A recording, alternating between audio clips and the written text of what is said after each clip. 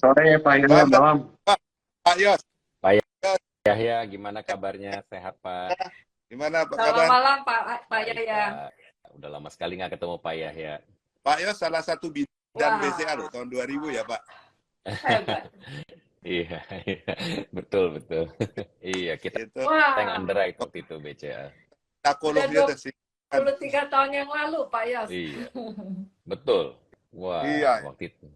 Seru tuh waktu BCA Go Public. iya kita didampingi Pak Yos sama tim dari Lead, teman-teman. Iya, Dua-duanya udah betul. hilang, teman-teman. Oke, thank you atas waktunya semua. Selamat malam, Pak Yahya, Bu Vera, Pak Yos. Mungkin kita langsung session aja ya. Jadi, as you know, mungkin 2 minggu yang lalu ya, Bu, BCA udah announce punya laporan keuangan. So, I think laporan keuangan ini sebenarnya sangat bagus. Mungkin all time high lagi untuk full year 2022. Tadi mungkin udah dibahas juga. Udah IPO mungkin 23 tahun yang lalu, ternyata net profitnya maju terus gitu. Jadi, congratulations Bu Vera, Pak Yahya atas keberhasilannya meningkatkan laba dari Bank BCA. Tentu saja para investor sangat senang nih, apalagi investor yang udah hold BCA dari lama, tiap tahun konsisten memberikan profit yang baik, capital gain-nya cukup baik, dan kelihatannya sih sebenarnya kalau kita ngomongin BCA adalah proxy IISG ya. Kalau IISG itu banyak noise-nya, tapi BCA naik terus gitu. Jadi harapannya sebenarnya IISG bisa seperti BCA. Nah, mungkin untuk pertanyaan pembuka, mungkin saya pengen tanya sih ke Pak Yahya gitu. Pak Yahya di tahun 2022 itu sebenarnya apa sih yang bikin kinerja BCA itu moncer, terus bikin harga sahamnya naik terus gitu. Padahal kita tahu 2022 banyak tantangan, tapi tiap tahun tuh bisa harga saham reflect dengan laba bersihnya gitu, Pak. Mungkin ada bisa insight yang bisa dibagi ke teman-teman di sini, Pak. Ya, terima kasih Pak Andre. Selamat malam juga Pak Yos, Bu Vera, dan teman-teman semua yang menyaksikan pada malam hari ini. Jadi sebenarnya kalau kita lihat tahun 2022 dengan loan growth yang 11,7% ya, dan kenaikan DPK, dan DPK itu kalau kita lihat absolut, kasa kita itu udah melebihi daripada kenaikan loan sebenarnya. Cuma secara total DPK memang agak turun karena kita at that time sengaja time deposit kita let go. Jadi BI itu sudah menaikkan suku bunga sejak Agustus ya. Nah, kita itu belum pernah menaikkan suku bunga deposito sejak beberapa tahun yang lalu ya. Bahkan turun terus. Terakhir kalau saya tidak salah 2%. Tetapi baru 1 Februari itu kita naikkan menjadi 3,6%. Karena prinsip saya kalau deposito mau naikin ya sekalian harus jumlah yang besar kenaikannya. Karena kalau kecil-kecil nggak narik gitu ya. Back 22, jadi pertama adalah dari DPK dan kredit kita lihat. Nah, kalau kredit everybody knows ya, kita mendapatkan kenaikan kredit, delta kredit, katakanlah average ya konservatif 8% dah, karena itu mix antara korporasi kita bisa 7,5 sampai mungkin 9 ya. Kemudian ada komersial SMB, ada yang 11% lebih. KPR itu pada waktu fixed period memang rock bottom price. Tetapi yang sudah jalan beberapa tahun itu kita mulai menikmati margin. Karena KPR itu kan bukan short term, kita bicara long term ya. Kemudian KKB juga begitu, at least for 3 years. Nah, kalau volume ini meningkat dan sumber dananya kasa, ya Anda hitung aja marginnya berapa gitu kan. Relatif kalau direct cost terhadap tabungan atau kasa itu relatif kecil sekali. Ya. Nah, jadi marginnya langsung tambah di situ. Kemudian kedua, kalau kita lihat sejak Agustus itu interest JIBOR, kemudian beberapa bank lain sudah melakukan adjustment juga di time deposit. Nah, loan kita kan ada yang base-nya JIBOR plus, misalnya JIBOR plus 3, 3,25 dan lain-lain. Nah, ini otomatis kalau JIBOR-nya naik, otomatis sejak bulan di mana kenaikan itu kita sudah menikmati interest gain. Nah, demikian juga dari deposito average dari beberapa bank, average-nya itu otomatis sudah meningkat meskipun deposit rate kita sendiri belum gerak apa-apa, yaitu dari dua sumber. Dan jangan lupa, dengan DPK yang besar dan terutama dari KASA, kita mempunyai, kalau saya tidak salah, correct me if I'm wrong, Ibu Vera, kira-kira 447 triliun. Itu dana yang kita merupakan kelebihan dana dibandingkan dengan kredit kita, ya. Dan itu semua sementara kita tempatkan di SBN maupun di placement ke Bank Indonesia. Nah, sejak di sekitar September lalu itu sudah naik semua. Ya, jadi margin kita itu dari situ, bukan dari kita buru-buru menaikkan loans, ya, tidak sama sekali. Nah, mengalir aja sehingga kita mendapatkan profit dari situ. Dan yang tadi, jadi ini kombinasi antara liability games, yaitu dari kata yang kuat, dengan loans yang tanda petik double digit. Pak Jokowi sendiri sangat puas dengan pencapaian industri, ya. Industri itu naik 11,35 tahun lalu, kita above industri 11,7. Nah, itu satu, ya. Kedua, ini juga penting, ya. Quality dari loan. Kita tahu LAR kita itu tadinya kan mungkin sekitar hampir 20, kalau nggak saya tidak salah 19%. Dan ini atur dalam 2 tahun terakhir itu turun menjadi 10%. Nah, artinya apa? Pencadangan tidak perlu seperti sebelumnya.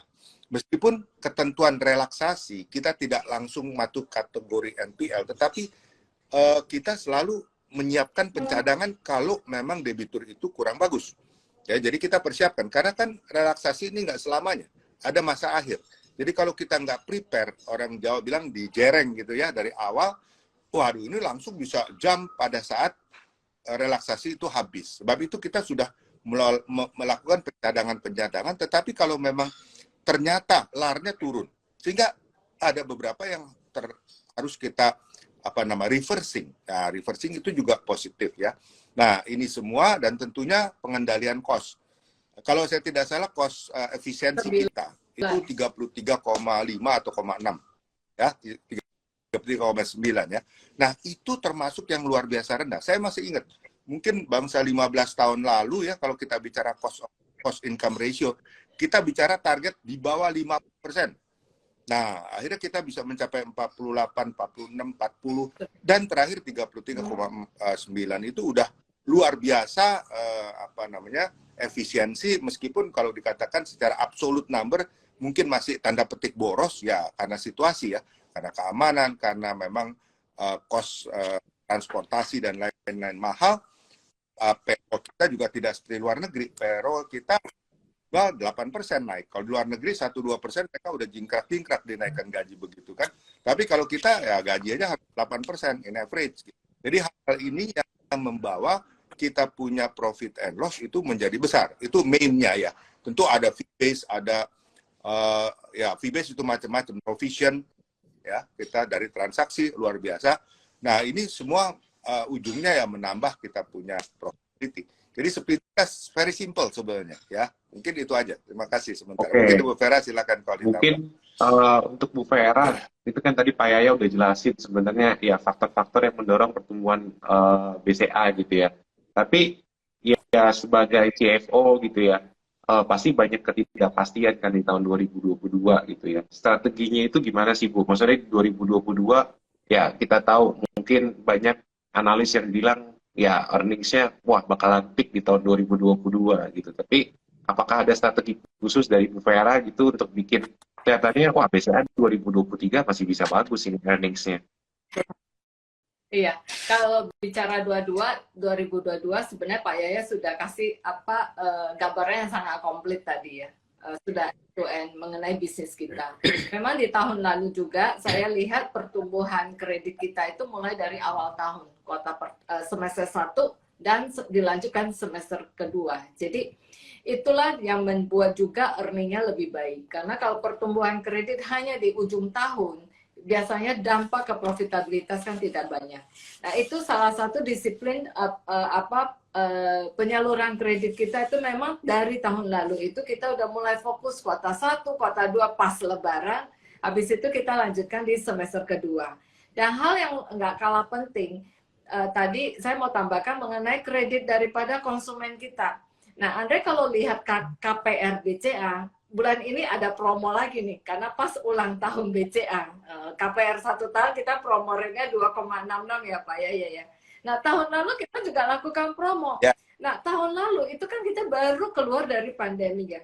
Total pembiayaan KPR yang baru, istilahnya yang baru dibukukan tahun 2022 itu mencapai 38 triliun. Itu saja meningkat 17% year on year. Yang nggak kalah itu adalah KKB, roda 4 terutama. Yang kita biayain baru ya, 1 tahun lalu itu 29 triliun. Itu meningkat 35%. Jadi melihat kondisi seperti ini, memang pangsa pasar yang kita, pangsa pasar, nasabah kita, customer base kita itu memang bagus sih. Sehingga apapun yang kita ini bisa tepat sasaran juga. Saya lihat tepat sasaran sekali. Terutama kita lihat pembiayaan konsumen ya. Karena itu nggak bisa terlepas dari pricing, tapi juga ekonomi mulai membuka.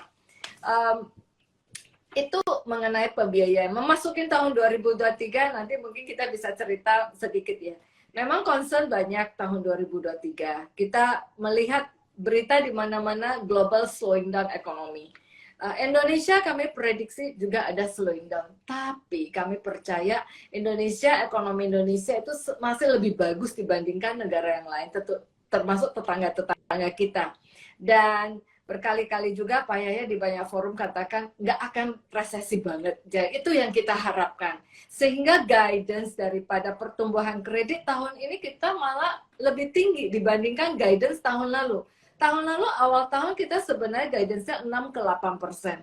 Memasukin paruh tahun kedua kita lihat ekonominya jauh lebih bagus ya dari ekspektasi. Guidance-nya kita naikin 8-10%.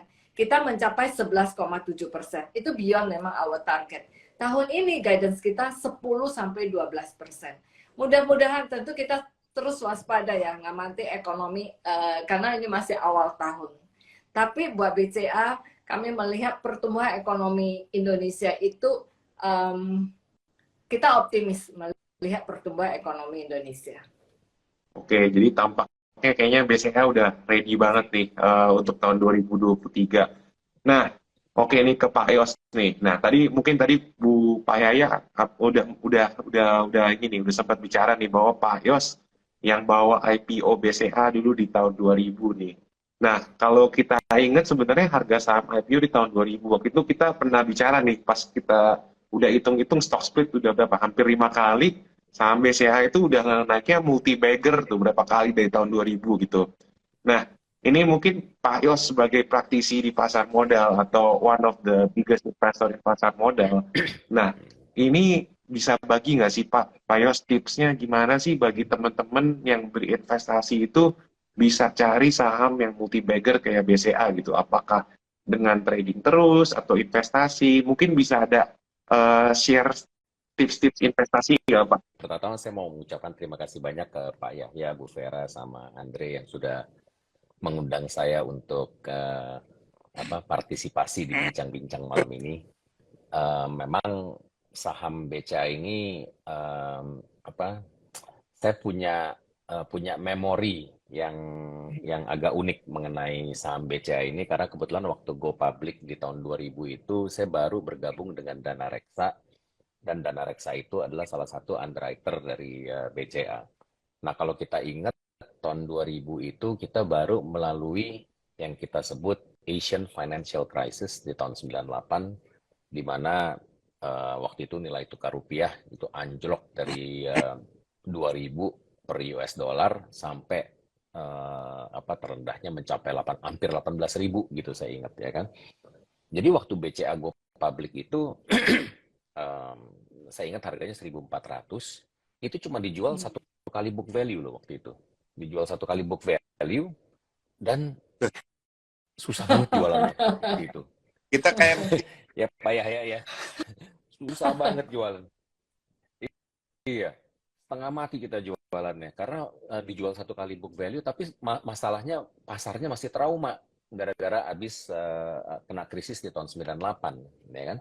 Tapi kalau kita lihat sekarang nih ya kan, 22 tahun, 23 tahun kemudian sebenarnya saya ingat BCA itu udah melakukan stock split 1 menjadi 2 itu udah 3 kali.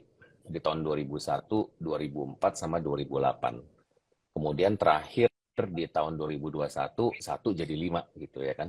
Jadi kalau kita hitung, kalau kita pegang satu saham di tahun 2000, 1 jadi 2, 2 jadi 4, 4 jadi 8, kemudian yang terakhir 8 jadi 40 ya kan. Berarti udah 40 kali lipat tuh jumlah sahamnya. Atau dengan kata lain, harga IPO-nya kalau kita adjust itu harganya cuma Rp35 per saham di tahun 2000. Sementara hari ini ya harga BCA itu udah mencapai 8.700-an ya kalau saya nggak salah. 8825 ya kan. Jadi kalau kita hitung dari 35 perak ke 8825 itu naiknya udah hampir 250 kali lipat gitu loh ya kan. Selama 22 tahun terakhir. Nah, ini memang amazing gitu loh ya kan. Kalau saya kemarin iseng-iseng saya hitung gitu loh, kenaikan per tahunnya itu berapa. Jadi kita hitung compound annual growth rate-nya. CAGR dari BCA itu kalau kita hitung dari 35 ke 8.800 itu mencapai sekitar 27% per tahun. Ya kan? Pertumbuhan 27% belum termasuk dividen. Belum termasuk dividen ya kan. Kalau kita hitung sama dividen, ya seingat saya sih paling nggak harusnya sekitar 30%-an lah berarti setahun ya kan, tambahin dividen let's say 3%. Saya ingat tahun-tahun pertama Go Public malah dividennya jauh lebih gede sih dari 3%. Jadi 30% setahun. Nah, kalau kita beli satu saham yang tumbuhnya 30% setahun, berarti secara matematik kita bisa hitung dalam 2,5 tahun, setiap 2,5 tahun duit kita itu double. Kalau pertumbuhannya 30% setahun, ya kan? Jadi kenaikan saham BCA ini memang luar biasa dan memang menarik untuk dibahas. Bagaimana caranya kita bisa mencari saham seperti BCA gitu ya kan di market. Terus terang kalau saya tahu bakalan begini terus tahun 2000 saya udah gadein semuanya Pak Yahya ya kan, saya gadein rumah, gadein segala macam, saya beliin saham BCA ya udah selesai, nggak usah pusing-pusing mikir milih saham yang lain ya kan. BCA itu sekarang market cap-nya itu mencapai 1.100 triliun sekarang ya kan. Sementara kalau kita lihat total market cap di seluruh Indonesia ini sekitar 9.500 triliun. Berarti saham BCA ini sendiri udah sekitar 11,5% dari total pasar kita ya kan. Dan kalau kita bandingin sama saham kedua terbesar itu beda udah jauh banget gitu loh semuanya. Nah, pertanyaannya bagaimana caranya kita bisa mencari saham yang seperti BCA? Oke, saya nggak mau ngomongin soal saham spesifik ya kan, tapi saya lebih mau ngebahas kenapa saham BCA itu bisa naik konsisten ya kan sekitar 30%-an setahun sampai hari ini gitu loh ya kan. Jadi kalau kita lihat-lihat ya sebenarnya ada beberapa faktor-faktor fundamental yang mendukung pertumbuhan saham BCA dan kenapa sahamnya ini segitu stabilnya gitu loh. Pertama-tama kalau kita lihat sejak listing di tahun 2000 BCA itu selalu pertumbuhan labanya konsisten ya kan.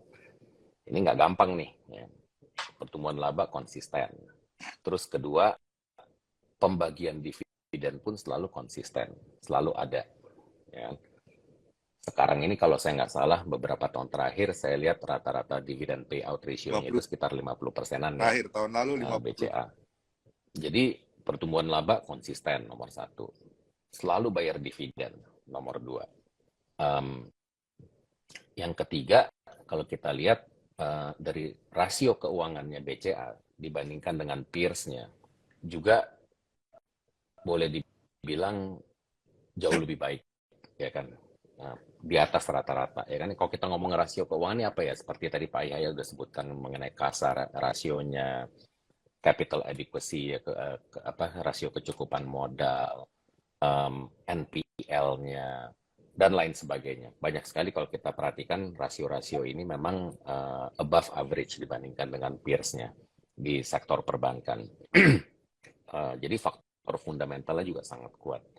Keempat, menurut saya yang mungkin orang sering lupa adalah begini.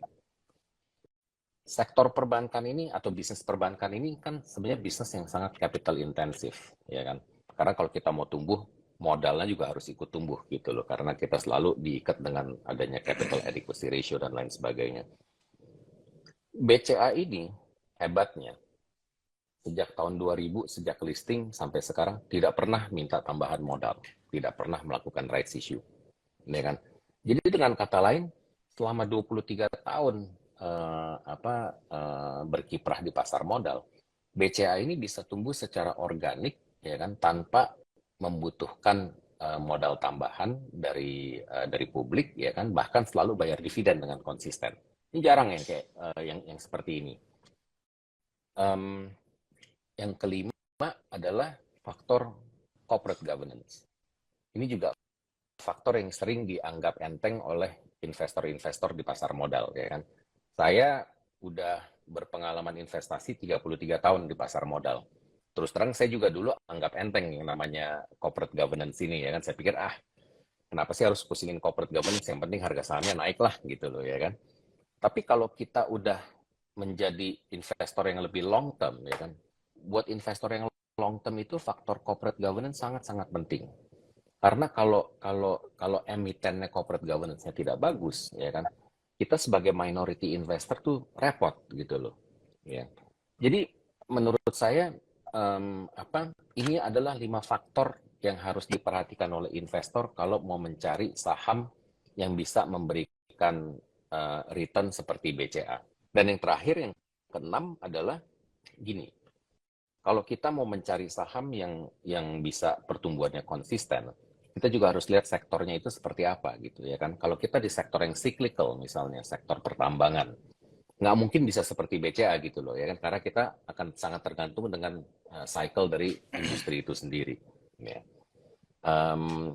Jadi menurut saya itulah faktor-faktor yang harus diperhatikan kalau kita mau mencari investment opportunity seperti saham BCA. Oke. Ini insight yang sangat bagus nih dari seorang investor yang udah 33 tahun di pasar modal Indonesia. Nah, mungkin untuk pertanyaan Pak Yaya nih. Nah, ini kan tahun depan banyak yang bilang, ya walaupun sebenarnya IMF juga upgrade ekonomi dunia nggak jadi hard landing, jadi soft landing. Tapi mungkin Pak Yaya bisa sharing nggak sih kalau misalnya sebagai CEO gitu ya, pasti kan tugasnya berat nih, either mempertahankan kinerja perusahaan atau mengambil keputusan penting. Mungkin bisa di-share nggak sih teman-teman itu ke teman-teman kalau misalnya perusahaan sedang misalnya dalam masa krisis, sebenarnya yang dipikirin Pak Yaya sebagai CEO itu gimana? Apakah menyelamatkan kinerjanya atau misalnya mempertimbangkan dari ultimate shareholder-nya, gimana Pak? Maksudnya gimana cara tips BCA ini bisa keluar dari krisis, apalagi Pak Yaya udah berkali-kali nih melewati krisis nih. Ya, tentu ada beberapa hal yang kita perhatikan, Andre ya. Kita selalu bank yang cara likuiditas. Kita belajar dari pengalaman ketika 16 bank tahun 97 ditutup oleh anjuran IMF. Maka pada saat itu masyarakat panik. Kita pernah mengalami rush Mei 98 ya. Terlepas bahwa itu ada unsur politik dan lain-lain ya. Tapi di sini likuiditas itu near God. Nah, saya sendiri sering ngobrol sama corporate customer. Saya selalu mengingatkan, Anda punya aset luar biasa. Wah, puluhan, ratusan triliun bisa ya. Tetapi Anda tetap harus menjaga likuiditas. Karena at the crisis, di mana Anda punya aset, Anda mau liquidate, sakit hati. Price-nya akan rendah sekali dan mau cari pembeli juga susah. Jadi mau tidak mau likuiditas itu penting untuk Anda selalu reserve. Jangan kita kalau growth atau apa jor-joran. Nah, sama seperti kita memanage BCA, selama ini rasanya untuk loan to deposit kita sangat konservatif. Dulu pada saat sebelum COVID, mungkin LDR kita di level 78 sekitar itu ya, di mana industri mungkin di 90 saat pernah sampai 92, 93. Nah saat ini kita LDR kita 65%, industri average 82. Jadi selalu ada room kalau terjadi satu, kita udah ready untuk menyediakan likuiditas itu. Nah apalagi dengan tren suku bunga yang menaik, maka likuiditas yang kita reserve untuk menjaga itu pun menghasilkan profit. Nah, ini adalah kombinasi antara yang saya sebut liability game. Dengan kasa yang strong, cost-nya relatif kecil sekali, di bawah 1. Kalau itu pun ditaruh di liquid asset, itu tetap earning-nya luar biasa. Ya, apalagi kita tahu SBN cukup tinggi untuk rupiah sekarang kan. Kemudian dari Bank Indonesia, penempatan yang daily, weekly, monthly juga cukup tinggi. Ya. Nah, itu semua menjadi sesuatu hal yang positif. Kenapa? Karena kita memang reserve likuiditas. Karena kalau kita jor-joran loan, ya, memang pasti marginnya lebih tinggi lagi. Tetapi kalau loan quality kita jelek, sekali dicadangkan, waduh, itu langsung PNL kita rusak. Jadi itu salah satu yang kita jaga. Sebab itu juga waktu underwrite loans, kita sangat selektif. Sangat selektif sekali. Jaminan juga kita minta yang agak lebih tinggi dari bank-bank lain. Itu menyebabkan loan growth kita cukup bagus, tetapi sebenarnya kalau mau lebih bisa. Tetapi ya tadi, quality daripada loan itu turun, saya nggak berani take the risk ya. Karena begitu economic cycle down, itu yang kita terlalu berani risk, jaminan kurang, itu bisa hancur. Ya, jadi itu hal-hal yang perlu selalu kita perhatikan. Nah, seperti sekarang sekedar tambahan, bukan promosi juga ya, kita KPR dan KKB, saya usahakan tidak naik. Meskipun BI rate sudah naik, meskipun JIBOR dan lain naik, tapi KPR dan KKB itu saya akan coba pertahankan. Ya, karena kita masih profit.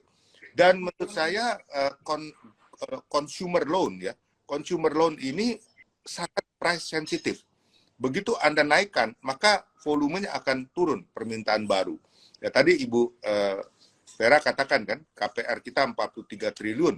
KKB itu kalau ditambah KKB dari Basic Finance dan BCA kalau dikombin 39 tambah 4, kira-kira 33 kalau saya tidak salah. Itu KKB ya, sekitar 33, 29. Nah, jadi itu menyebabkan kita cukup dominan untuk consumer loan juga, di samping corporate loan. Memang yang paling berat itu dari komersial dan SME. Kenapa? Karena semua, ada berapa bank di Indonesia, 97 atau 100 ya, itu semua pasti ada SME-nya. Ya, jadi itu memang persaingannya akan ketat di situ. Tetapi mudah-mudahan dengan kita coba terus menahan suku bunga dan cost of fund kita masih bagus, maka kita bisa meningkatkan loan growth ke depan. Terlepas dari itu juga ada satu hal perlu saya sampaikan ya. Dengan exchange rate yang bergerak dari 14.000 sempat ke 15.800, meskipun sekarang agak menguat ke 15 ribuan, mungkin di 14.900 seperti itu ya. Mau tidak mau ini kan meningkatkan cost dari manufacturing industry keseluruhan. Karena imported raw material itu kebanyakan imported goods. Nah, jadi itu menyebabkan cost untuk production juga naik. Jadi kalau Anda jualan 10 unit tahun 2019 sama 10 unit sekarang, ya kebutuhan modalnya lebih besar sekarang. Nah, itu dibutuhkan kredit modal kerja. Automatically itu akan naik. Ya, jadi bukan kalau kita bicara 12% itu seluruhnya dari new loans. Enggak. Existing loan aja, asal usage daripada kredit modal kerja yang tadinya dia pakai 60 naik jadi 70% aja bisa. Itu udah 10% kenaikan dari kredit modal kerja. Ya, kita ada lagi kredit investasi dan kredit lainnya ya. Jadi saya pikir dalam mengelola saat krisis ataupun saat yang memang kita susah digest, kita harus lebih hati-hati. Kenapa tahun 2022 kita berani? Ya karena sesudah kira-kira 6 bulan kita amati, first half 2022, saya melihat bahwa ekonomi kita cukup strong, ya cukup kuat, bertahan. Ayo, mari kita kejar kenaikan kredit lebih signifikan lagi ya, hingga kita bisa mencapai 11,7%. Jadi kira-kira begitulah. Jadi paling penting likuiditas, kedua konservatif dalam memberikan kredit, ketiga ya digitalisasi kita sangat menolong pada saat masa-masa COVID, dan sekarang pun sudah back to normal. Digital itu tetap, karena orang sekali mencoba transaksi digital dan enak, akan terus, nggak akan balik lagi ke konvensional. Jadi beberapa hal seperti itu sangat penting bagi pertumbuhan kita. Dan lagi ya, saya kira bahwa pada awal adanya fintech, kita khawatir juga ya. Tapi ternyata kita bisa cooperate. Jadi sekarang ada API fee, ada virtual account fee, ada top up fee yang 7 tahun, 8 tahun lalu nggak kebayang, Pak. Nggak ada income seperti itu. Tapi tiba-tiba ada additional fee base yang kita bisa nikmati ya. Jadi ini pun suatu hal yang cukup positif. Dengan makin kencangnya digitalisasi kita, jumlah transaksi meningkat, maka fee base kita juga bertambah lumayan besar. Ya, saya pikir ya kira-kira itu beberapa hal yang patut kita atau sudah kita lakukan. Dan last but not least adalah investment. Jadi investment kalau Anda lihat tahun lalu berapa Bu Vera? Kira-kira 3,7. Tahun lalu 5,4. 5 dan tahun ini 8,7. Ya. Persiapkan landasan dari platform digital kita, platform ATM, EDC kita, itu kalau kita banjiri pasaran dengan itu, maka yakin posisi kita agak sulit untuk digeser oleh bank-bank lain. Ya, competition is always there ya. Masing-masing akan berusaha, tapi ya kita terus harus melengkapi diri kita. Nah, ini sedikit menyimpang sekedar aja. Kenapa Kakao Bank di Korea itu berhasil? Nah, di sana Kakao Bank dia only bank digital yang memiliki all platform, semua platform. Taksinya ada, kayak beli ada, GoFood-nya juga ada chat, Kakao Chat masuk juga di situ. Jadi udah everything. Di kita kan enggak. Digital bank paling gandol 1, gandol 2 gitu. Enggak, seluruh platform diambil ya. Kedua, konvensional bank di Korea agak konservatif. Tidak secepat BCA, Mandiri, BNI untuk terus mengembangkan digital ya. Mereka complacent dengan big transaction. Nah, ini pun menyebabkan loopholes bagi si digital bank. Nah, di sini agak susah. Udah sempit ruangannya gitu ya, udah ada Mandiri, BCA, BNI, dan CIMB mungkin yang lain-lain. Itu sama-sama meningkatkan kepiawaian dalam digital. Kira-kira gitu, Pak Andre. Oke, jadi itu resepnya BCA, liquidity, asset quality, kemudian menjadi transaction banking, brandingnya juga equity-nya bagus. Nah, itu sebenarnya kunci sukses BCA menjadi one of the biggest bank di Indonesia. Nah, ini pertanyaan buat Bu Vera. Tadi saya sambil screening juga sih. Ada yang bilang, oh BCA mau hold tapi dividennya kecil gitu. Nah mungkin pertanyaan saya balikin gini ke Bu Vera, mungkin as a CFO gitu, pasti kan sebenarnya ada aja tantangannya gitu kan. Maksudnya I think you want to sacrifice asset quality, trying to be defensive, atau misalnya you're trying to be more aggressive dengan naikin profitability, tapi harga sahamnya lebih baik gitu. Pernah nggak sih Bu dalam karir Ibu sebagai CFO gitu menghadapi dilema seperti itu ketika sebenarnya industrinya itu sedang slowing down tapi mungkin ada pressure dari investor untuk naikin harga saham dengan meningkatkan profitability, atau you stay with your fundamental bahwa asset quality is your the best asset during the hard time, Bu? Kalau kita dengar penjelasan dari Pak Yahya juga, pertumbuhan satu bank itu kan nggak hanya dari satu sisi ya. Kita nggak hanya fokus di pertumbuhan kredit, tapi juga harus fokus di kualitas kredit yang bagus. Kemudian kalau hanya bicara pertumbuhan kasa, tanpa kita terus investasi di digital, di banyak channel, itu juga nggak bisa. Karena kebutuhan nasabah itu sangat beragam. Cash transaction ternyata kalau ke daerah-daerah itu sangat besar. Jadi untuk itu, kita juga investasi tahun ini, 80% dari mesin ATM kita itu bisa dua fungsi, tarik dan setor. Jadi ini juga yang selalu kita lengkapi untuk melengkapi pelayanan kita kepada nasabah. Jadi kalau kita lihat pertumbuhan daripada BCA, itu juga diiringi dengan pertumbuhan daripada profitabilitas. Tadi Andre kan bicara mengenai dividen. Nah kalau kita lihat track record BCA, yang kuncinya gimana? Pertama, pertumbuhan bank itu harus yang fundamental. Fundamental BCA ini udah proven. Masa bagusnya ekonomi termasuk masa yang paling sulit buat bank. Masa paling sulit itu kapan? Yang baru lewat tuh 2 tahun yang lalu selama pandemi, di mana aktivitas ekonomi itu hampir berhenti. Nah disitulah kita lihat kredit yang direstrukturisasi kan mendadak tinggi sekali. Untuk BCA kita peaknya tadi di 19%. Hari ini itu kredit yang direstrukturisasi dari total kredit itu ada 19%. Itu di tahun 2000. Nah, kita waktu itu sebenarnya predik bisa sampai 30%. Dan sehari ini udah turun ke 10%. Turunnya disebabkan apa? 88% penurunan ini karena nasabah lunasin. sesuai dengan kesepakatan restrukturisasi. Nah, itu kan menunjukkan kualitas daripada nasabah itu sendiri. Dan kalau bicara dividen, itu harus didukung dengan pertumbuhan solid perusahaan itu sendiri. Nah, khusus untuk BCA, Bro Ensis bisa lihat, dividen payout BCA itu baik per lembar saham itu meningkat terus. Tahun lalu per lembar saham aja itu meningkat lebih dari 25%.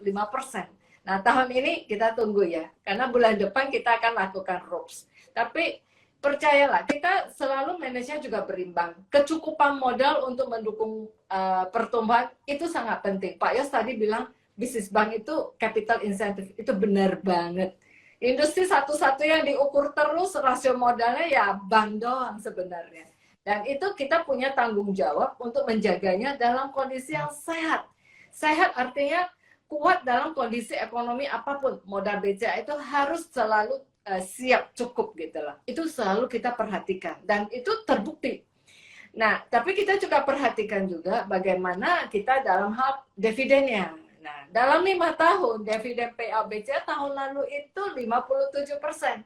Waktu saya join BCA itu 2018 ya, itu masih di 25%. Nah, teman-teman bisa lihat kenaikannya itu cukup tinggi ya. Tentu yang paling penting dividen itu dilakukan didukung dari pertumbuhan fundamental. Itulah yang menunjukkan solidnya satu perusahaan yang akhirnya bisa berkesinambungan. Oke, thank you banget Bu Vera. Jadi ini biar teman-teman melek bahwa ya mungkin dividen payout juga nggak selalu itunya jadi raja gitu ya. Jadi harus benar-benar diperhatiin fundamentalnya, bukan hanya dividen payout juga. Nah, mungkin balik ke Pak Yos nih, kan sebagai investor, kemudian juga sebagai founder dari Shalendra Capital, pengen nanya sih, ini kan tadi udah sempat ngomongin digital juga gitu. Nah, menurut Pak Yos ini untuk investasi, misalnya bagi teman-teman yang pengen investasi gitu ya secara digital gitu ya, mungkin bisa beli reksadana atau misalnya invest di bank gitu. View Pak Yos itu tentang investasi sebenarnya gimana ya? Apakah dengan berinvestasi itu sebenarnya makan market share-nya bank nggak sih Pak Yos? Nah, ini kan mungkin pertanyaan yang sangat ini nih. Kadang-kadang, wah saya mau invest di reksadana atau taruh di tabung gitu. Mungkin view Pak Yos itu untuk asset allocation ini gimana gitu biar teman-teman melek juga apakah mau investasi secara digital mungkin di digital atau di banking. What is your view on your investment sekarang ini Pak? Oke, pertama-tama mungkin saya mau komentar sedikit juga mengenai investor-investor yang mengharapkan dividen lebih gede dari BCA. Kalau saya boleh tanya Bu Vera, tahun 2022 return on equity-nya BCA 22%, Pak. Salah satu tertinggi di industri perbankan. 22%. Untuk size yang besar ya. Ya. Jadi ini yang saya pengen sharing juga dengan audiens ya kan, sebetulnya kalau kita berinvestasi di saham ya kan, yang harus kita harapkan itu lebih capital gain daripada dividen ya kan. Tentunya kalau dapat dividen it's a bonus ya kan. Tapi in the case of BCA misalnya nih ya, yang kita harus lihat adalah begini. Kalau BCA tidak bayar dividen berarti duitnya itu akan tersimpan di equity kan, ya kan. Kalau dibayarin duitnya ke kita, ya kan. Sekarang pertanyaannya adalah gini, kalau BCA bayar dividen ke saya, ya kan, duitnya saya mau apain gitu loh, ya kan. Kalau saya taruh di bank cuma dapat bunga 3% potong pajak, ya kan. Kalau saya daripada dibayarin dividen, mendingan disimpan aja di BCA, ya kan, ditaruh di equity-nya BCA karena return on equity-nya itu sekitar 22%, jauh lebih tinggi daripada apa yang saya bisa hasilkan kalau saya tabung di bank gitu, ya kan.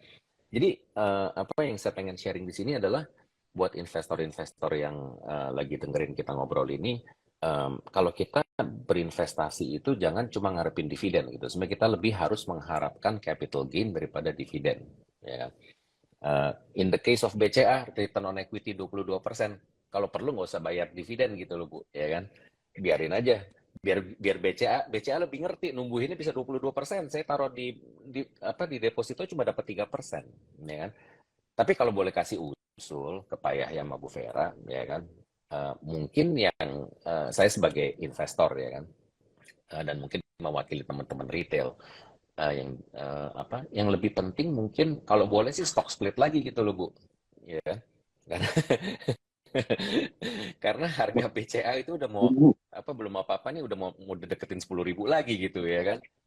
Buat investor retail mungkin sebagian agak berat gitu ya karena nominalnya terlalu gede ya kan. Mungkin yang lebih penting adalah daripada dividen kalau buat saya. Yang lebih penting mungkin stock splitnya gitu loh. Oke, anyway, balik ke pertanyaannya Andre tadi, kalau mengenai investasi digital, sekarang ini memang pilihan untuk berinvestasi secara digital tuh banyak sekali loh. Ya kan kita ngelihat banyak sekali platform-platform fintech, um, ada Ajaib, ada Bibit, ada Bareksa, ada macam-macam lah gitu ya kan. 7-8 tahun yang lalu fintech ini masih belum kelihatan sama sekali, ya kan? Tapi sekarang ini fintech pertumbuhannya luar biasa. Kita aja di Shalendra nih, kita sekarang mengelola dana kira-kira sudah mencapai hampir sekitar 32 triliun dana kelolaan kita. Tahun lalu dari fintech itu kita mendapatkan dana tambahan itu dana kelolaan sekitar 1 triliun loh tahun 2022 ya kan. Jadi yang namanya fintech ini sekarang nggak bisa dianggap enteng karena semakin lama semakin gede gitu loh. Tahun lalu kita 1 triliun dapat tambahan dana dari fintech. Tahun ini lebih luar biasa lagi ya kan. Sebulan pertama ini setiap hari itu kita ngelihat ada duit masuk dari fintech aja itu bisa sekitar 20 sampai 30 miliar loh sehari loh. Jadi yang namanya fintech ini memang pertumbuhannya luar biasa.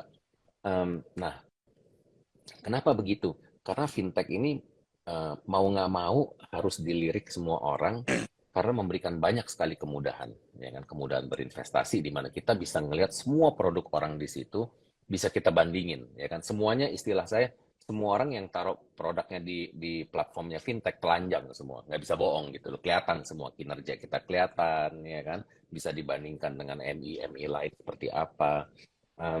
Jadi dan sangat convenient sekarang ini. Nah, pilihan investasi itu banyak sekali, mulai dari yang paling konservatif sampai yang paling agresif, ya kan. Setiap MI punya style yang berbeda-beda. Ya. Di Shalendra, saya mungkin cukup bangga, saya bisa bilang bahwa filosofi kita itu lebih mirip sama BCA, seperti yang Pak Yahya bilang, nggak perlu jor-joran gitu loh, ya kan. Yang penting aman, ya kan. Return-nya itu yang kita berikan itu make sense, ya kan. Nggak perlu jor-joran karena yang jor-joran itu kadang-kadang ya tidak sustainable, ya kan. Jadi tips saya adalah gini. Ya, ini mohon maaf ke Pak Yahya sama Bu Vera karena kita MI kadang-kadang bersaing juga sama bank gitu produknya kan. Produk investasi itu memang bisa memberikan return yang lebih tinggi, ya kan? Tapi harus diingat juga yang namanya investasi itu tidak bisa selalu untung, tidak bisa selalu cuan, ya kan? Yang namanya investasi selalu ada risiko, ya kan? Ini banyak orang nggak ngerti gitu loh, ya kan? Orang maunya tidak ada risiko tapi dapat returnnya tinggi, ya nggak ada gitu loh. Ya, orang maunya gimana caranya supaya saya bisa cuan terus gitu loh, ya kan? Ya kalau mau cuan terus taruh di tabungan di BCA pasti untung gitu, nggak pernah rugi kalau taruh di tabungan di BCA, ya kan. Kalau namanya investasi selalu ada risiko. Tapi yang menarik gini loh, ya kalau kita ngomong BCA nih ya, saya nggak tahu orang-orang sadar apa enggak. Kalau kita lihat dari tahun 2000 sejak go public sampai 2022, saham BCA itu hampir boleh dibilang selalu cuan setiap tahun. Kecuali tahun 2008. Di tahun 2008 saham BCA itu turun 12%. Jadi selama 22 tahun melantai di bursa, saham BCA itu cuma pernah minus sekali di tahun 2008, minus 12%. Itu di saat IHSG mengalami penurunan 51% dan LQ45 turun 55%. Ya kan? Itu satu-satunya tahun di mana BCA turun. Sementara kalau kita bandingkan dengan IHSG sama LQ45, selama 22 tahun terakhir, IHSG itu turun 7 kali. LQ45 turun 8 kali. Ya kan? Jadi, tips saya, kalau untuk orang-orang yang kepengen berinvestasi, ya kan, sebenarnya yang namanya investasi itu tergantung kita punya toleransi risiko seperti apa. Yang namanya return itu selalu ada korelasi dengan risiko. Kalau kita kepengen return tinggi, kita harus bisa terima bahwa risikonya juga pasti lebih tinggi. Bohong kalau ada return tinggi, risikonya nggak ada. Itu bohong. Ya kan? Jadi tips saya pertama-tama, sesuaikanlah investasi kita dengan profil risiko kita sendiri. Kalau kita nggak tahan ngelihat harga saham gunjang-ganjing, ya jangan main saham gitu loh, ya kan. Carilah yang aman-aman gitu, ya kan. Tapi kalau memang kita kepengen return yang lebih tinggi, ya kita harus bisa terima bahwa risikonya juga pasti lebih tinggi, ya kan. Kadang-kadang orang kepengen, problemnya gini, orang itu selalu kepengen cepat kaya, ya kan. Ya ini memang human nature lah, ya kan. Kepengen cepat kaya. Jadi akhirnya walaupun dia nggak ngerti, dia coba sesuatu, dia mencoba berinvestasi di suatu instrumen yang dia sebenarnya nggak ngerti gitu, ya kan. Ya kita ngomong lah kalau misalnya tahun lalu gitu, ya kan, kripto, ya kan, orang sangat populer nih, ada kripto, ada NFT, ada robot trading lah segala macam, ya kan. Tapi ujung-ujungnya akhirnya karena nggak ngerti, banyak yang rugi gitu loh orang, ya kan. Jadi again kayak saya bilang, kalau kita kepengen mau cepat kaya itu nggak ada gitu loh, ya kan. Kalau Warren Buffett bilang, ya kan, semuanya itu ada proses, ya kan. You cannot produce a baby in 1 month by getting 9 women pregnant, kalau kata si Warren Buffett, ya kan. Tetap aja butuh 9 bulan gitu loh, ya kan. Mau kaya juga selalu ada proses menurut saya, ya kan. Cuma beberapa orang yang sangat-sangat hoki bisa kaya dalam waktu cepat sekali. Tapi realitanya selalu butuh proses, ya kan. Jadi tips saya adalah sabar, jangan neko-neko, ya kan. Jangan jor-joran kalau kata Pak Yahya, ya kan. Kita harus berinvestasi di sesuatu yang kita ngerti. Kalau kita nggak ngerti, udah jangan ikut-ikutan. Oke, thank Itu you. sih Insight-nya tips is saya. very helpful. Mungkin bagi teman-teman yang galau kok IHSG nggak tembus-tembus 7.000, kok kapan 7.000-nya gitu ya. Tapi BCA udah all time high terus. Kalau boleh sedikit saya tambahkan ya, Boleh, penjelasan Pak Jos boleh. itu hebat sekali tadi ya. Catatan aja Pak, BCA juga bagi interim dividen. Jadi tahun sekali, setahun 2 kali. Nah, sejarahnya kenapa? Waktu kita roadshow, kita lihat tuh banyak long term investors.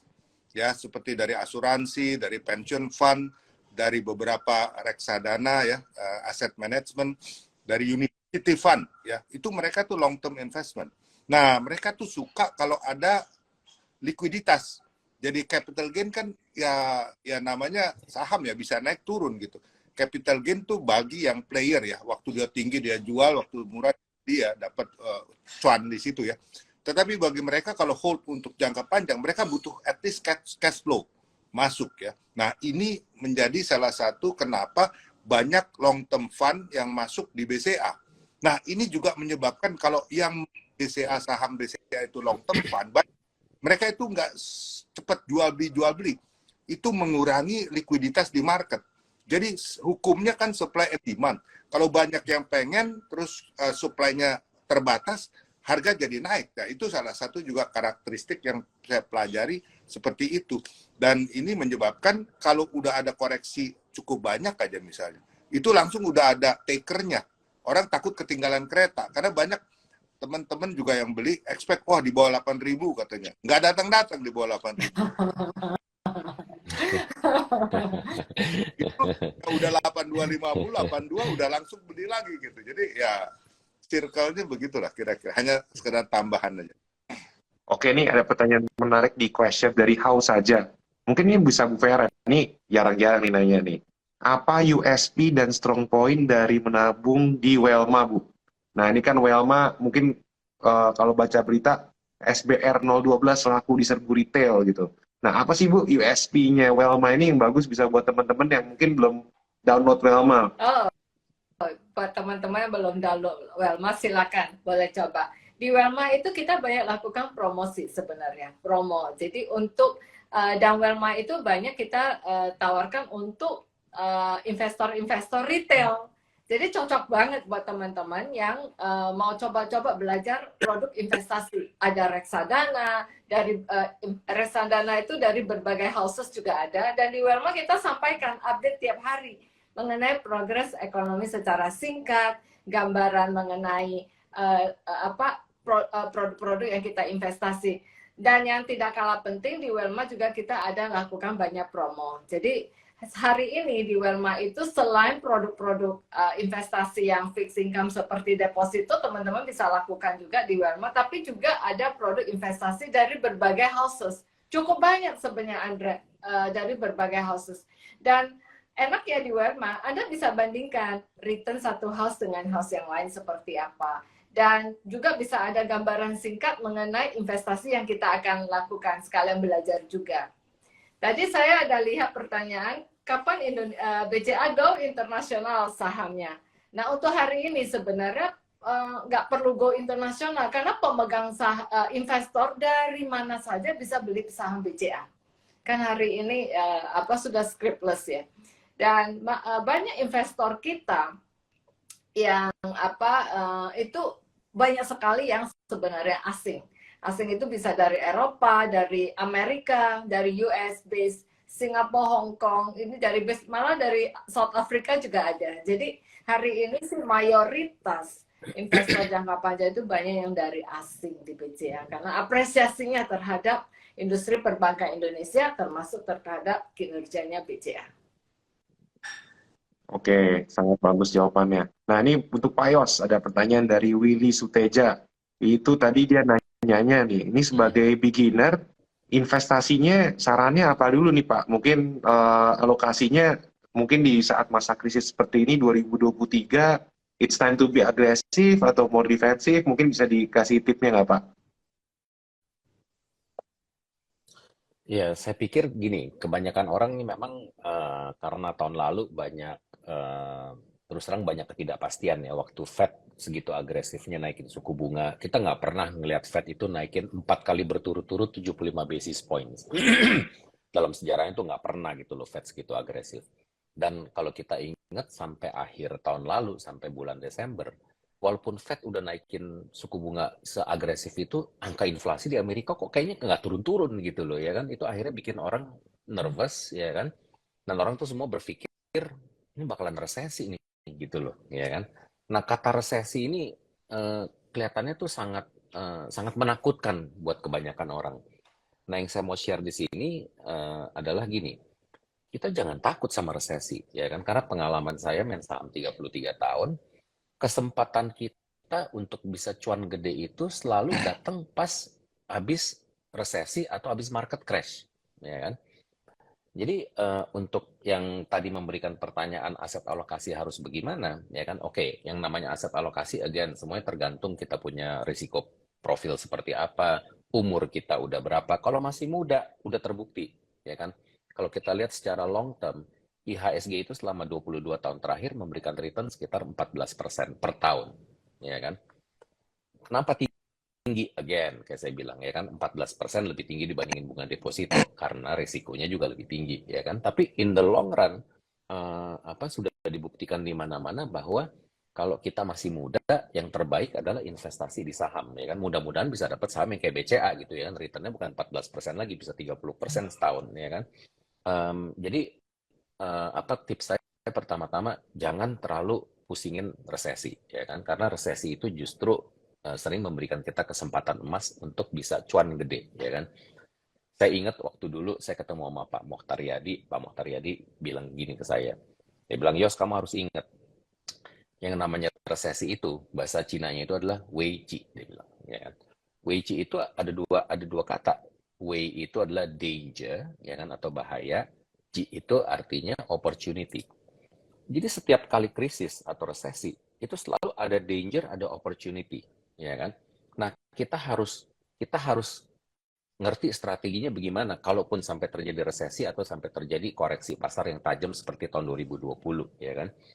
Mentalitas kita tuh harus benar gitu loh untuk bisa memanfaatkan koreksi pasar atau market crash seperti kemarin. Pertama-tama kayak saya bilang, kita harus punya mentalitas bahwa kalau terjadi resesi seperti yang ditakutkan oleh segitu banyak orang, ya kan? Kita harus bisa berpikir positif, kita harus bisa memanfaatkan kesempatan yang ada, ya kan? Tapi gini, jangan ngelawan pasar, ya kan? Karena waktu lagi resesi atau lagi marketnya lagi crash, ya kan? Faktor fundamental itu udah nggak dilihat sama orang, ya kan? Saya kasih contoh, katakan saham BCA, ya kan, yang kita anggap the best stock in Indonesia gitu loh. Saham BCA juga yang fundamentalnya segitu hebat tidak kebal terhadap market crash gitu loh, ya kan? Di tahun 2000 di tahun 2008 waktu terjadi market crash, market itu turun 50%, saham BCA juga turunnya juga nggak beda jauh gitu loh. Cuma bedanya market itu butuh waktu sekitar 560 hari untuk recover, saham BCA cuma butuh waktu sekitar 220 hari untuk recover, ya kan? Kalau kita lihat di tahun 2020 kemarin lagi pandemi juga begitu, ya kan? Saham BCA bukannya kagak turun loh, sama turun, tapi recovery-nya jauh lebih cepat, ya kan? Nah, ini mentalitas kita yang harus kita terapkan dalam kondisi kayak sekarang. Orang masih banyak takut yang, wah ini resesi apa enggak gitu ya kan. Saya sendiri tidak percaya bahwa kita akan mengalami resesi. Menurut saya kita akan melihat soft landing, ya. Tapi kalaupun terjadi resesi, ya kan, berpikirlah positif. Ini adalah opportunity, ya kan. Karena waktu lagi resesi nanti, semua saham turun. Tidak peduli fundamentalnya seperti apa, ya kan. Cuma waktu marketnya balik, ada yang baliknya lebih cepat, ada yang mandek di bawah, ya kan. Jadi pilihlah saham yang memiliki fundamental yang bagus.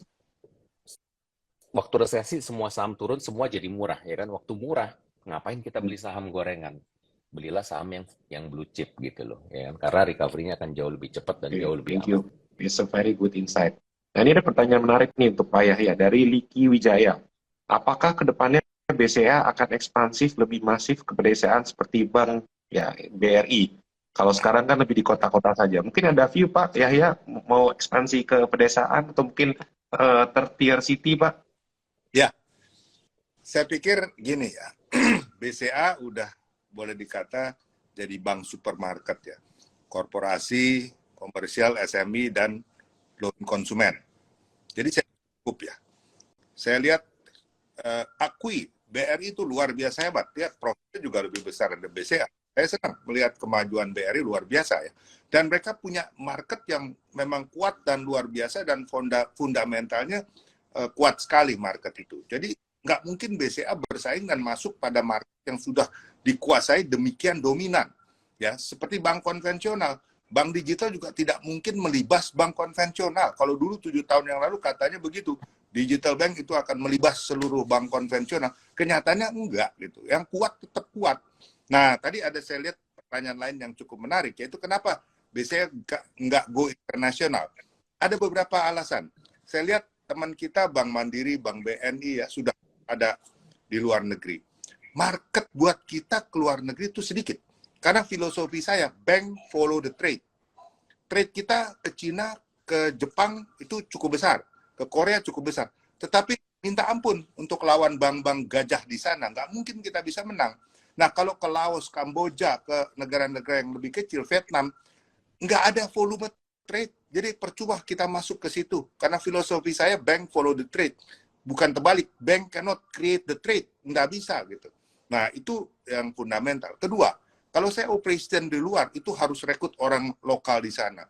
Ketat sekali persyaratan di sana. Kita belum tentu dikenal seperti di Indonesia. Kita harus berani offer bunga tinggi, memberi pinjaman lebih tinggi lagi. Resikonya akan tinggi. Nah, jadi nggak ada ilmunya bahwa kita bisa profitable kalau operation regional. Kita malah melihat di Indonesia masih kebutuhan tenaga kerja kan banyak. Kita buka cabang-cabang di daerah yang berkembang. Saya lebih suka untuk kita memberikan pekerjaan kepada teman-teman yang sebangsa daripada memberi pekerjaan kepada orang luar negeri dan hasilnya juga nggak ada gitu ya. Jadi itu filosofi kita, maka sampai sekarang saat ini kita akan fokus hanya di Indonesia, pertahankan posisi kita di Indonesia. That's it. Itu lebih dari itu. Kalau tadi ada pertanyaan, kapan kita bisa bantu go internasional? Kita ada semacam apa ya, UMKM Fest. Di UMKM Fest itu kita mendorong debitur-debitur kita yang quality barangnya bagus dan memang bagus untuk ekspor.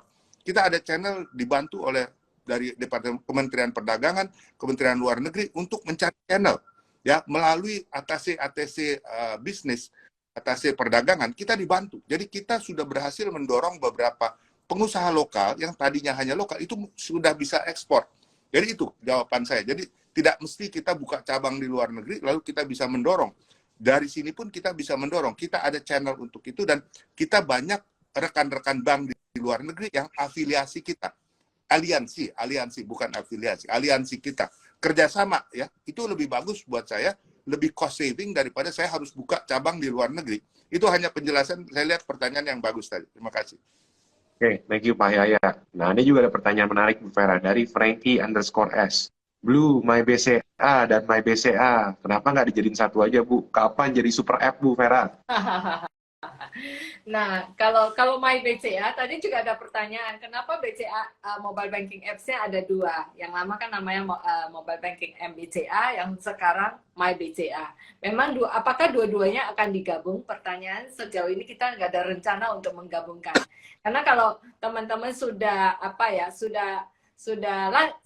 biasa lancar menggunakan menu-menu yang biasa kita pakaikan, itu ada di MBCA. Jadi kan kalau udah hafal kan tinggal pencet kita bisa langsung transaksi. Itu adalah satu kemudahan juga. Dan kita nggak memaksakan untuk migrasi juga ke MyBCA, itu mobile banking apps yang baru. Dan di situ juga tadi ada pertanyaan, kapan Welma masuk ke MyBCA? Sudah masuk tuh.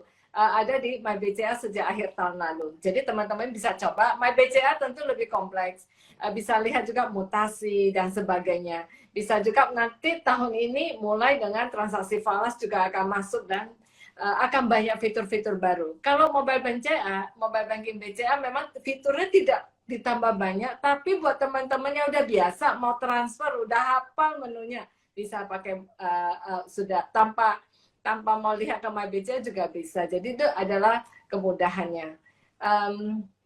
Blue ya, tadi pertanyaan Blue. Blue itu memang ada melalui anak perusahaan BCA. Jadi itu adalah bank digital yang dimiliki oleh BCA. Belum ada rencana sih digabungkan ke MyBCA Business. Karena Blue punya sasaran yang tersendiri. Biasanya Blue itu khusus adalah satu platform yang kita gunakan untuk mensasar nasabah milenial. Jadi Pro and Sis pasti udah nggak awam lagi lihat Blue ya. Jadi di situ banyak dilakukan juga dengan fitur-fitur yang memang sangat touching dengan teman-teman kita yang milenial. Sedangkan BCA, kata Pak Yaya, kita itu udah kayak supermarket. Mau nasabah yang usia muda sampai usia mungkin opa-opa kita juga pakai MBCA. Jadi memang udah kayak supermarket untuk segala usia. Itu di BCA. Thank you Bu Vera. Nah, ini pertanyaan buat Pak Yos nih. Tips nabung saham untuk Gen Z yang gajinya UMR, Pak Yos. Ada tips nggak nih Pak untuk bagi teman-teman Gen Z yang mungkin ya salary-nya masih baru mulai? Nah, ada tips nggak Pak? Jadi gini, tahun 2021 ada perusahaan sekuritas besar di Amerika namanya Charles Schwab. Mungkin ada yang pernah dengar. Ini salah satu perusahaan sekuritas terbesar di Amerika. Mereka melakukan satu studi yang menurut saya sangat menarik.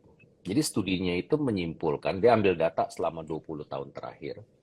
Dia bilang the best way to invest, ya kan, ini untuk orang-orang yang kepengen mulai berinvestasi. Dia bilang jangan pernah lihat market timing. Nah, problem orang adalah kebanyakan orang itu selalu datang ke saya nanya, Pak, kapan ini saya mesti masuk ke market? Kapan saya mesti mulai berinvestasi? Ya kan?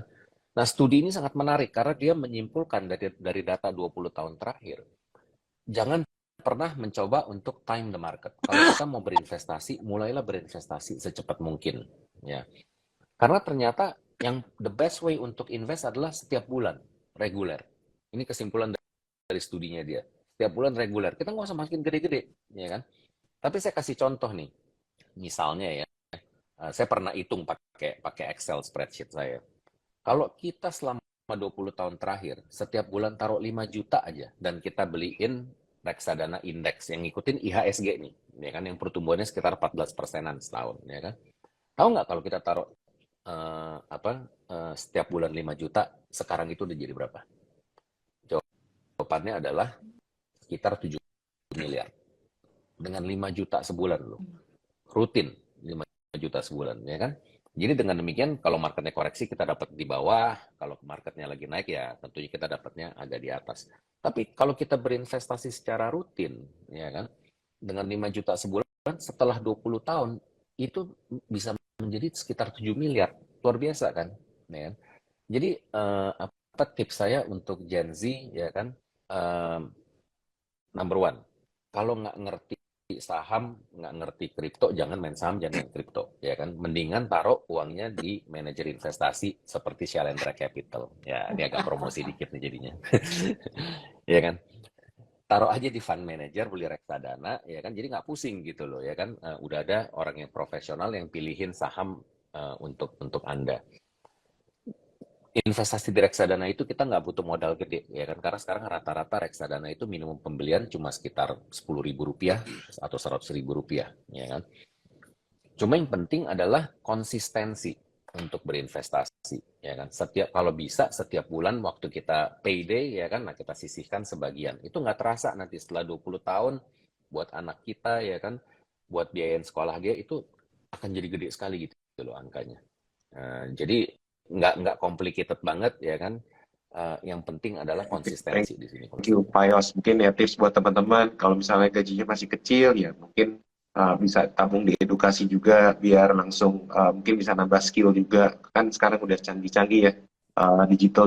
Jadi you can learn by doing. Iya. Mungkin bisa tambah jadi freelance atau apa sih. A lot of things yang bisa dilakukan sebenarnya untuk nambah salary kita juga. Nggak, mungkin kalau belum bisa investasi reksadana, ya mungkin bisa belajar CFA, dicicil pelan-pelan jadi CFA, masuk capital market atau belajar jadi banker, ya itu salah satu juga investasi. Benar nggak Pak Yos?